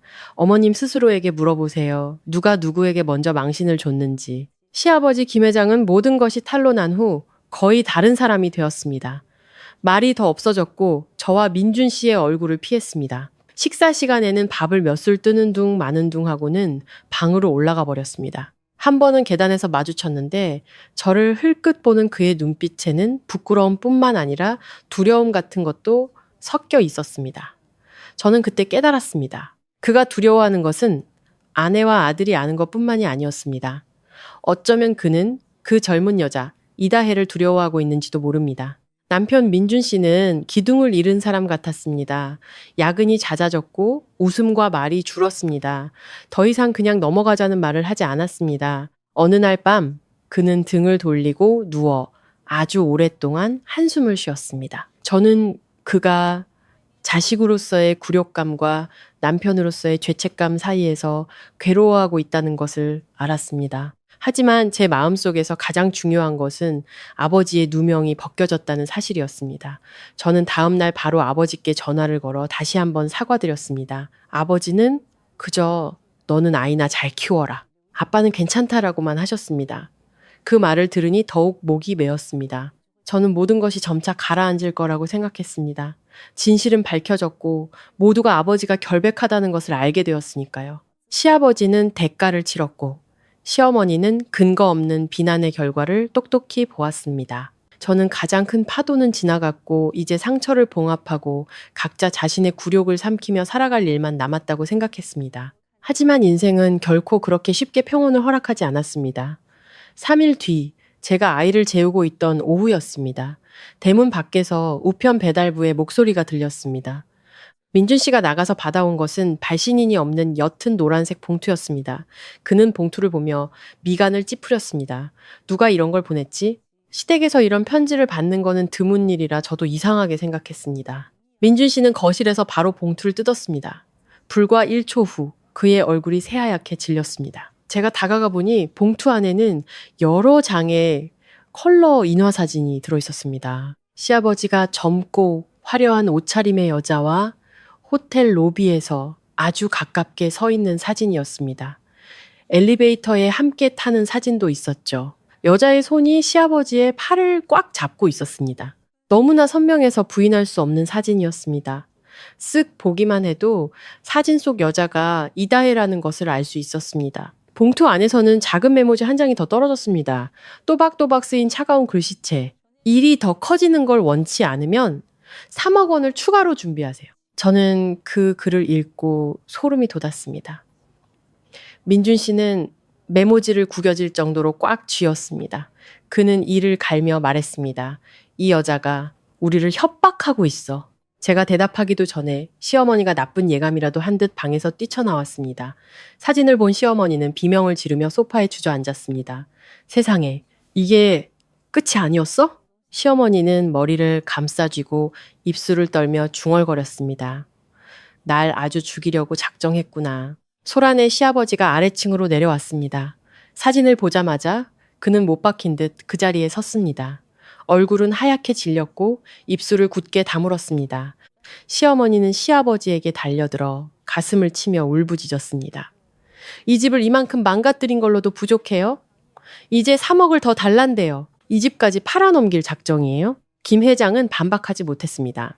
그저 작은 목소리로 이리 줘봐라고 말할 뿐이었습니다.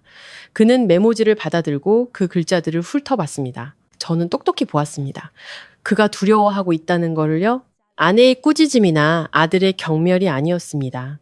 그는 저 바깥에서 자신의 목줄을 쥐고 있는 그 누군가를 두려워하고 있었습니다. 그는 마른 침을 삼키며 갈라진 목소리로 말했습니다. 저 여자가 미쳤구나. 저는 민준 씨에게 돌아섰습니다. 묻는 것이자 정신 차리라는 일침이었습니다. 당신 생각에 28살 여자가 예순을 바라보는 남자를 진심으로 사랑할 것 같아요? 민준 씨는 저를 보았습니다. 그의 눈빛은 어두워졌습니다. 그는 바로 대답하지 않았지만 그의 침묵은 그 역시 제가 생각하는 바를 깨닫고 있다는 것을 의미했습니다. 시어머니는 공황 상태에 빠졌습니다. 커튼을 치고 대문을 굳게 잠갔습니다. 마치 이웃이 볼까 두려운 사람처럼요. 시어머니는 넋이 나간 사람처럼 속삭였습니다. 저 여자가 이 사진들을 뿌리면 난 어떻게 살아? 시장에 가면 사람들이 날 어떻게 보겠어? 시어머니는 저를 보았습니다. 두려움과 분노가 뒤섞인 눈빛으로요. 서연아, 너 어떻게 좀 해봐. 경찰 부르는 거 잘하잖아. 저는 깊게 숨을 들이쉬고 메모지를 똑바로 쳐다봤습니다. 저는 더 이상 이다혜를 시아버지가 변명하려 했던 것처럼 연약한 내연녀로 보지 않았습니다. 저는 깨달았습니다. 그녀는 목걸이 사건이 발각된 것을 알고 있고 이 집안이 공황 상태에 빠진 것을 알고 있으며 바로 그 순간을 노려 추가적인 타격을 가한 것이라는 것을요. 임신은 핑계였을지도 모릅니다. 진짜 목적은 돈, 협박, 그리고 이 집안을 조종하는 것이었습니다. 저는 시아버지를 보았습니다. 그의 눈에는 더 이상 거짓된 위험은 없었습니다. 목줄을 잡힌 자의 굴욕적인 두려움만이 남아 있었습니다. 그 순간 저는 등골이 오싹해지는 사실을 깨달았습니다. 어쩌면 이 게임에서 꼭두각 씨는 우리 가족이 아니라 바로 시아버지 그 자신일지도 모른다는 거를요. 저는 요람에서 곤히 잠든 아들을 보았습니다. 그리고 마음속 깊은 곳에서부터 차가운 기운이 솟아나는 것을 느꼈습니다. 저는 이제 아버지의 명예를 지키는 것뿐만 아니라 이 김씨 집안이 가장 두려워하는 것, 바로 체면을 무기 삼아 이 집 전체를 쥐고 흔들려는 젊고 탐욕스럽고 치밀한 한 여자와 맞서 싸워야 한다라는 것을 알았습니다. 가장 큰 파도는 지나갔다고 생각했지만 저는 이 다혜가 자신의 패를 이제 막 꺼내들었다는 것을 알지 못했습니다. 3억 원을 추가로 준비하세요라는 메모지는 이미 너덜너덜해진 이 집에 새로 그어진 칼자국처럼 테이블 위에 놓여 있었습니다. 시어머니는 가슴을 부여잡고 숨을 헐떡였고 민준 씨는 방향을 잃은 사람처럼 방 안을 서성였습니다. 시아버지는 소파 끝에 걸터 앉아 핏줄이 붉어진 두 손을 마주잡고 있었습니다. 저는 아이를 안고 창가에 서서 밖을 내다보며 마음이 차갑게 식는 것을 느꼈습니다. 저는 그 봉투가 끝이 아니라 시작이라는 것을 알았습니다. 그리고 제 예상대로 30분도 채 되지 않아 초인종이 요란하게 울렸습니다. 한 번 누르는 것이 아니라 마치 문을 부술듯이 계속해서 눌러댔습니다. 시어머니가 화들짝 놀라며 민준 씨의 팔을 붙잡았습니다. 나가지 마! 저 여자면 어떡해!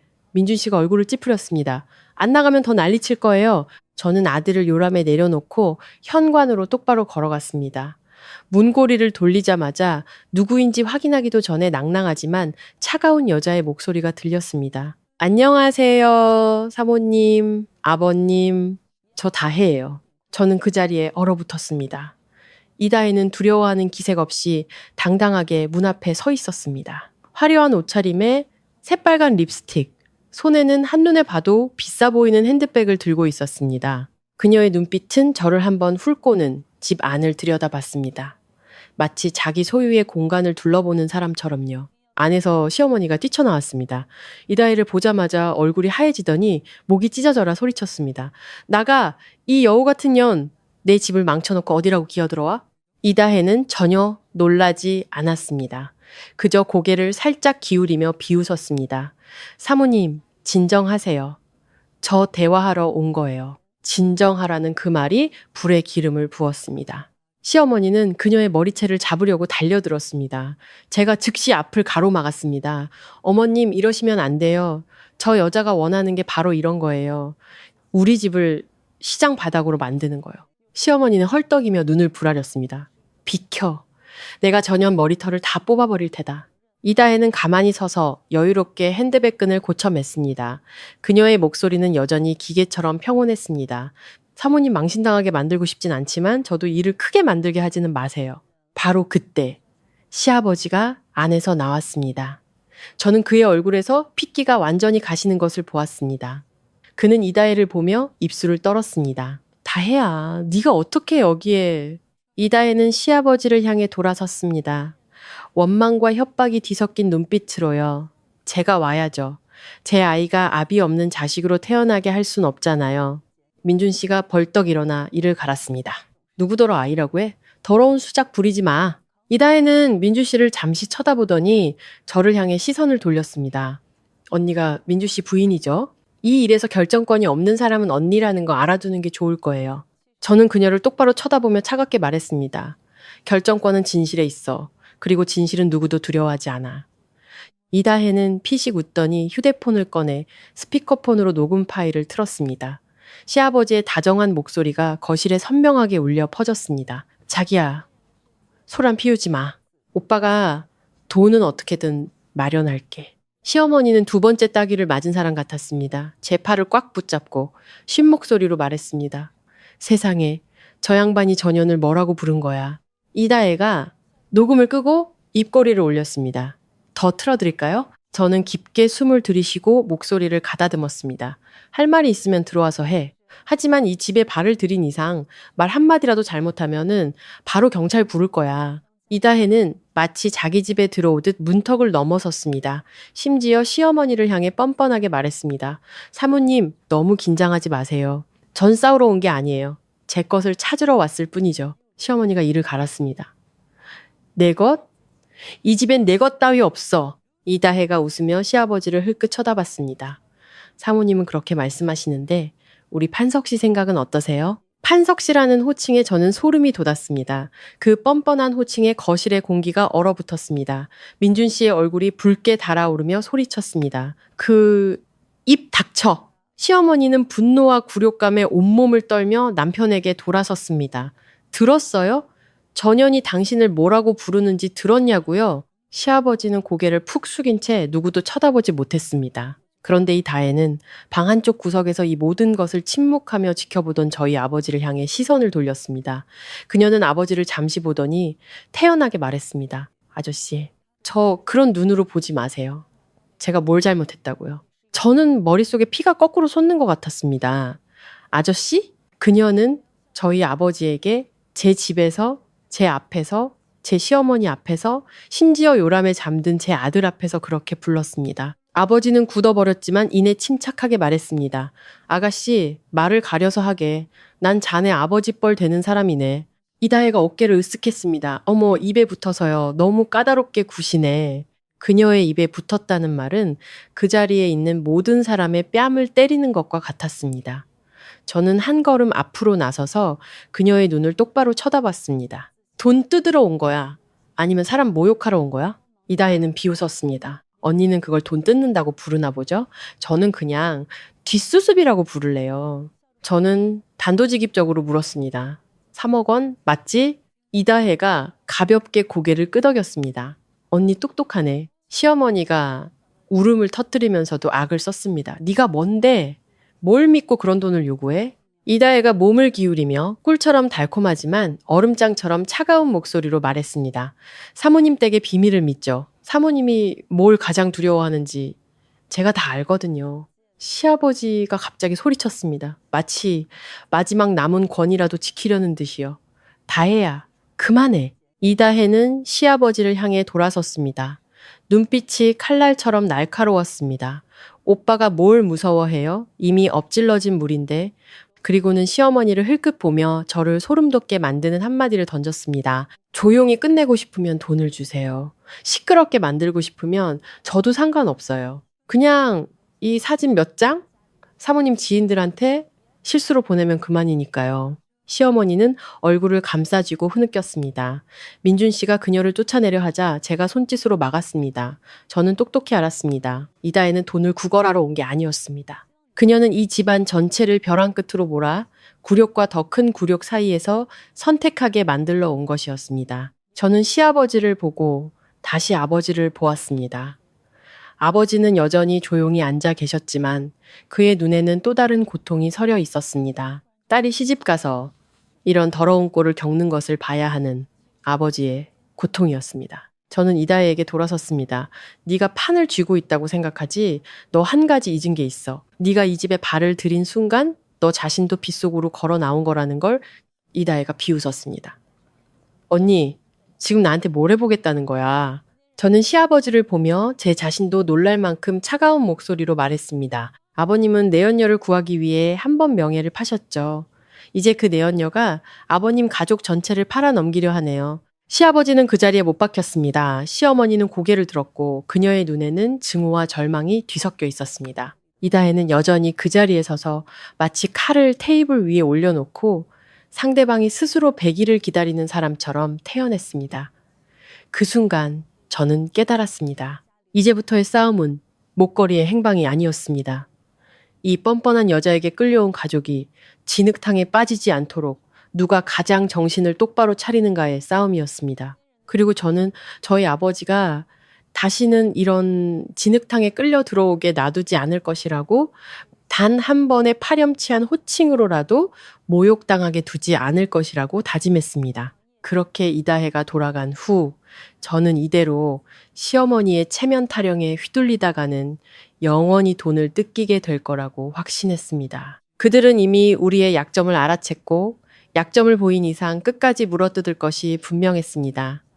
그날 밤 저는 잠을 이룰 수 없었습니다. 저는 한 가지 결심을 했습니다. 시어머니는 분명 반대하겠지만 이대로는 이다혜에게 끌려다닐 뿐이었습니다. 저는 작년에 저희 집 CCTV를 설치해준 덕수 씨에게 몰래 전화를 걸었습니다.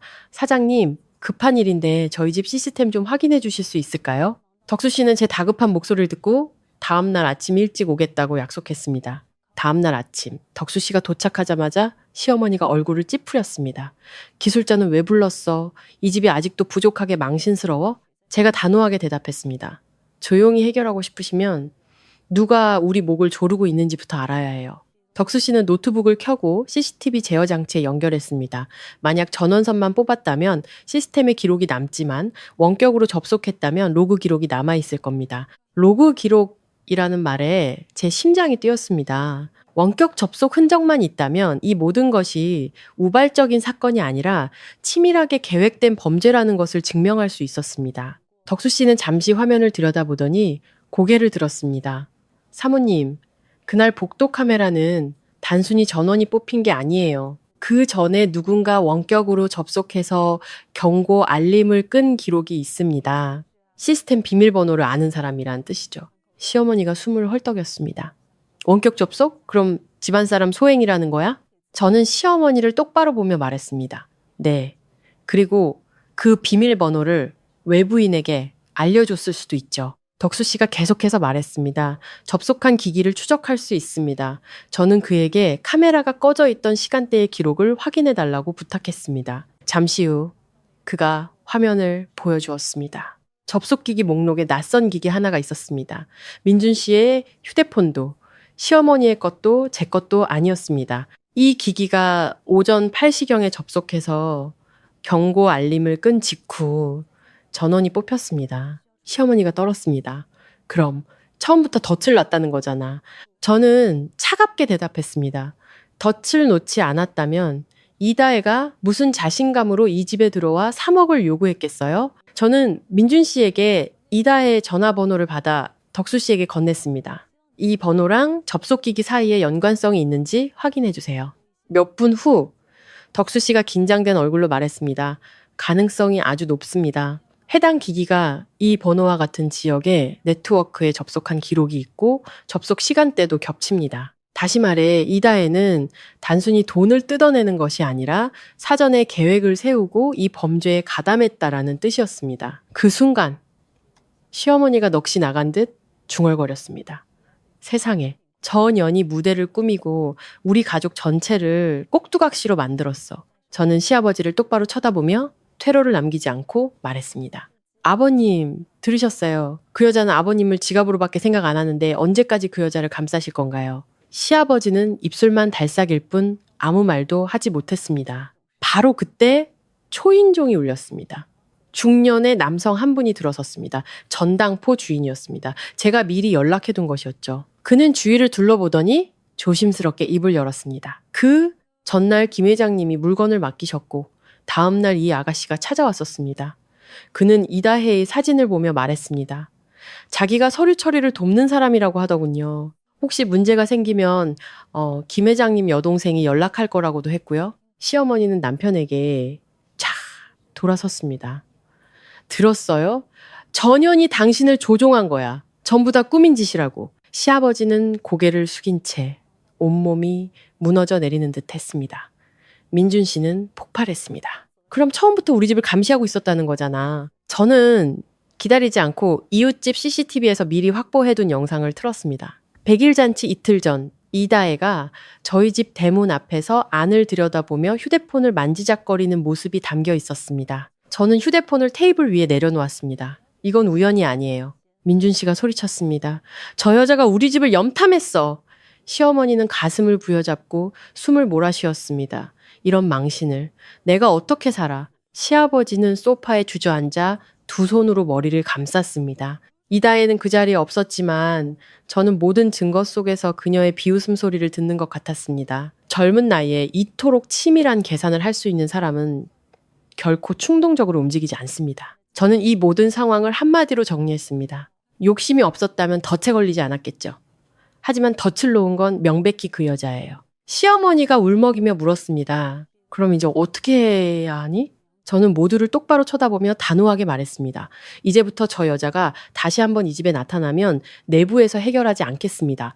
법대로 처리할 겁니다. 다시는 누구도 자신의 체면 때문에 저희 아버지를 진흙탕으로 끌고 들어갈 수 없습니다. 말을 마친 저는 아버지를 보았습니다.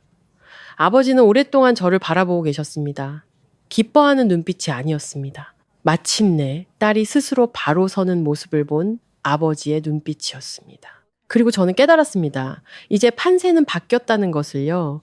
이다혜는 더 이상 시댁의 머리 꼭대기에 서 있지 못할 겁니다. 그리고 만약 그녀가 다시 한번 이 집을 위협한다면 저는 그녀에게 뻔뻔함의 대가가 무엇인지 똑똑히 가르쳐 줄 것이었습니다. 모든 증거가 드러난 그날 오후 예상대로 초인종이 다시 울렸습니다. 이다혜였습니다.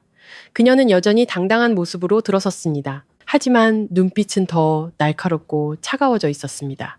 그녀는 저를 보며 비웃었습니다. 서연 씨, 그렇게 똑똑한 척 하더니 좀 곤란하게 됐네. 그리고는 거실 한가운데서 치명적인 한 방을 날렸습니다. 언니, 근데 그 요람에 누워있는 아기 정말 이 집안의 진짜 장손 맞아요? 온 집안이 얼어붙었습니다. 시어머니는 숨을 쉬지 못했고 민준 씨는 눈을 크게 뜬 채 굳어버렸습니다. 이것은 더 이상 돈 문제가 아니었습니다. 이 집안이 스스로를 의심하고 서로를 물어뜯게 만들어 제가 모아온 모든 증거를 무의미하게 만들려는 파괴 공작이었습니다. 시어머니가 저를 보며 떨리는 목소리로 물었습니다. 서연아, 저게 무슨 소리야? 저는 시어머니가 가장 두려워하는 것이 무엇인지 깨달았습니다. 돈을 잃는 것이 아니었습니다. 장손이라는 명예, 평생을 자랑해온 그 명예를 잃는 것이었습니다. 이다혜는 태연하게 말했습니다. 글쎄요, 궁금하시면 아드님께 직접 물어보세요. 민준 씨가 폭발했습니다. 그 입 닥쳐. 어디서 그런 망발을 해? 이다혜가 어깨를 으쓱했습니다. 진실은 원래 사람을 불편하게 만들죠? 저는 알았습니다. 여기서 제가 흥분하면 그녀의 계략에 말려드는 것이라는 걸요. 그녀는 이 집안의 의심의 화살이 시아버지에서 저와 제 아들에게로 향하기를 바라고 있었습니다. 저는 깊게 숨을 들이쉬고 한 걸음 앞으로 나섰습니다. 제 목소리는 얼음장처럼 차갑고 단단했습니다. 네가 거짓을 꾸며낼 수 있다면 나는 진실을 증명할 수 있어. 저는 망설이지 않고 휴대폰을 꺼내 미리 녹음해 두었던 파일을 틀었습니다. 지난번 이다혜가 찾아왔을 때 제가 몰래 녹음해 둔 것이었죠. 그녀의 목소리가 거실에 선명하게 울려 퍼졌습니다. 사실 임신한 거 아니에요. 난 그냥 돈이 필요한 거고 오빠가 책임지기로 했으면 끝까지 책임져야죠. 녹음이 끝나자 시어머니가 비명을 질렀습니다. 이 사기꾼, 내 아들을 속이고 내 남편을 속이고 우리 집안 전체를 속였어. 민준 씨는 그 자리에 못 박혔고 시아버지는 어깨를 들썩이며 무너져 내렸습니다. 이다혜의 얼굴이 처음으로 하얗게 질렸습니다. 그녀는 제게 달려들어 휴대폰을 뺏으려 했지만 저는 단단히 붙잡고 놓지 않았습니다. 네가 직접 말했잖아. 나는 그냥 기록했을 뿐이야. 저는 그녀를 똑바로 쳐다보며 한 글자 한 글자 힘주어 말했습니다. 내 아들에게 의심을 퍼뜨려서 우리 가족이 서로를 죽이게 만들려고 했지. 하지만 너 한 가지를 잊었어. 네 입이 말할 때 다른 사람의 귀는 듣고 기계는 기록한다는 걸. 시아버지가 마침내 울음을 터뜨렸습니다. 한 남자의 명예가 완전히 무너져 내리는 소리였습니다. 그는 이다혜를 보며 울부짖었습니다. 다혜야, 어떻게 네가 나한테 이럴 수가 있어? 저는 그를 동정하지 않았습니다. 예순을 바라보는 남자가 결국 이런 더러운 계략에 무릎 꿇었다는 사실이 슬펐을 뿐입니다. 이다혜는 시아버지에게 악을 썼습니다. 시끄러워요. 젊은 여자 탐냈으면 대가를 치러야지. 내가 진짜 당신을 사랑한 줄 알았어요? 그 말은 시아버지의 마지막 환상까지 산산조각 냈습니다. 시어머니가 울부짖었습니다. 들었어요? 전현이 당신을 뭐라고 생각하는지. 당신은 저런 년 때문에 며느리 아버지한테 누명을 씌웠어. 이다혜는 마지막 발악처럼 차갑게 쏘아붙였습니다. 난 돈이 필요했지. 당신이 필요했던 게 아니야. 당신은 그냥 늙은 지갑일 뿐이었다고. 그 말에 모두가 침묵했습니다. 그리고 저는 이 모든 것을 끝내야 할 때가 왔음을 알았습니다. 아이를 무기로 삼고 저희 아버지를 모욕하고 시어머니를 짓밟은 저런 인간을 오늘 막지 못하면 내일은 더한 일이 벌어질 것이 분명했습니다. 그녀가 스스로 늙은 지갑이라는 말로 가면을 벗어던진 순간 그녀의 게임은 끝났습니다. 제가 그녀가 가장 두려워하는 것, 바로 증거와 냉정함을 쥐고 있었기 때문입니다. 그 후 저는 다시 경찰에 신고했습니다. 이번에는 떨지 않았습니다. 저는 협박, 무고, 주거침입, 사기 미수 등 모든 혐의를 명확하고 침착하게 진술했습니다. 시어머니가 제 팔을 잡고 애원했지만 저는 단호했습니다. 어머님, 제가 오늘 침묵하면 내일은 더 큰 굴욕이 찾아올 거예요. 이다혜는 경찰서로 연행되었습니다. 문을 나서기 전 그녀는 저를 돌아보며 말했습니다. 네가 이긴 것 같지? 인생은 길어. 저는 그녀를 똑바로 쳐다보며 평온하게 대답했습니다. 인생이 기니까 쓰레기는 더 일찍 치워야지. 문이 닫혔습니다. 시아버지는 무고 및 재산 횡령 혐의로 조사를 받게 되었습니다. 우리가 고소를 취하하면 정상 참작은 되겠지만 기록은 남을 것이라고 했습니다. 한때 집안의 기둥이었던 남자가 범죄자처럼 조서를 꾸미는 모습을 보며 저는 어떤 통쾌함도 느끼지 못했습니다. 그저 슬펐습니다. 민준 씨가 제게 다가와 쉰 목소리로 말했습니다. 미안해. 장인어른께 그런 굴욕을 겪게 해서 정말 미안해. 저는 남편을 보며 눈물도 원망도 없이 말했습니다. 사과는 기억을 지우지 못해요. 그저 당신이 잘못을 바로잡을 기회를 얻는 것뿐이에요. 남편은 처음으로 제 눈을 피하지 않고 고개를 끄덕였습니다. 저는 아버지를 모시고 집을 나섰습니다. 제가 직접 아버지의 짐을 들었습니다. 마치 제가 아버지에게서 빼앗겼던 존중을 돌려드리는 것처럼요. 대문 앞에서 아버지가 작게 말씀하셨습니다. 딸아, 그만하면 됐다. 돌아가서 가정을 지켜라. 저는 아버지를 보며 목이 메었지만 분명하게 대답했습니다. 가정은 존중받는 곳이어야지 굴욕을 삼키는 곳이 아니에요, 아버지. 저는 떠나기 전 시댁 식구들에게 마지막으로 말했습니다. 제가 이 집에 계속 머물기를 원하신다면 어머님은 모든 친척 앞에서 저희 아버지께 공개적으로 사과하세요. 아버님은 그 여자와 다시는 연락하지 않겠다는 각서를 쓰시고 전당포 빚을 스스로 해결하세요. 그리고 민준 씨, 당신은 경제적으로 독립해서 당신의 아내와 아이를 지키세요. 이 조건들을 지키지 못한다면 저는 아이를 데리고 나가겠습니다. 더 이상 단 하루도 이렇게 살지 않을 겁니다. 아무도 반대하지 못했습니다. 아버지는 요람해서 제 아들을 안아들었습니다. 곤히 잠든 손주를 보며 아버지가 메인 목소리로 속삭였습니다. 우리 강아지, 할아버지는 가난해도 도둑질은 안 했단다. 저는 그 말을 듣고 눈물이 터져 나왔습니다. 그 말은 누구에게 증명하기 위한 말이 아니었습니다. 가장 깊은 자존심의 상처를 입은 한 남자가 스스로에게 건네는 위로였습니다. 집으로 돌아오는 길에 저는 한 가지 사실을 명확히 깨달았습니다. 사람들은 1억 5천만 원짜리 목걸이나 친척들 앞에서의 체면 같은 것들이 아주 소중하다고 생각합니다.